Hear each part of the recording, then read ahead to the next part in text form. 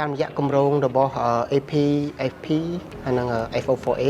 យើងមាន5ចំណុចធំៗដែលបានចូលរួមចំណែកគ្រប់គ្រងទៅដល់សមាជិករបស់បណ្ដាញហើយទី1ហ្នឹងគឺបានគ្រប់គ្រងទៅលើមានក្រុមផលិតមួយច្បាស់លាស់ទី2គឺបានចូលរួមជួយសម្បូរសម្រួលទៅលើចំនួនស្រូវសើមទី3បង្កើតផែនការជីវកម្មបាន2សហគមន៍ដែរគឺនៅសហគមន៍កសិករប្រើប្រាស់ទឹកទំនប់កែប្រាប់នៅក្នុងខេត្តព្រះវិហារហើយនិងសហគមន៍កសិករប្រើប្រាស់ទឹកស្ទឹងជានិត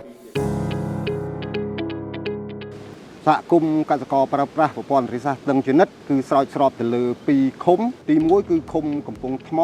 និងឃុំប្រាសាទបាទមុនពេលគម្រោងដែលទម្លាក់ទុនគឺសហគមន៍យើងធ្វើការតែរឿងប្រព័ន្ធហ្នឹងឯងមើលតែទឹកមើលតែអីហ្នឹងឯងអត់មានយើងប្រកបអាជីវកម្មអីទេទឹមនឹងបានទុនហ្នឹងយកមកធ្វើជាផែនការផនយើងដែលយើងបានធ្វើរួចហើយគម្រោង3គឺជីពូជនិងទិញស្រូវពីកសិករទុន IFAD ដែលទម្លាក់មកឲ្យវគ្គ1នៅក្នុងឆ្នាំ2024ហ្នឹងគឺមានចំនួន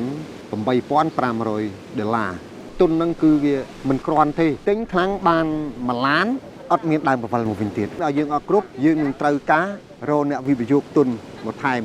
ឆ្នាំទី1គឺយើងទិញបាន600តោនរីឯឆ្នាំទី2នេះគឺយើងអត់បានទិញទេបើសិនជាយើងប្រមូលប្រាក់អស់ក្នុងមួយសាគឺយើងចំណេញបានខ្ទង់ប្រហែលជិត$1,000ដោយមិនដែលមានបទពិសោធន៍ទេហើយក៏ខ្ញុំថាក៏ជាការជោគជ័យរបស់គណៈកម្មការខ្ញុំមួយដែរ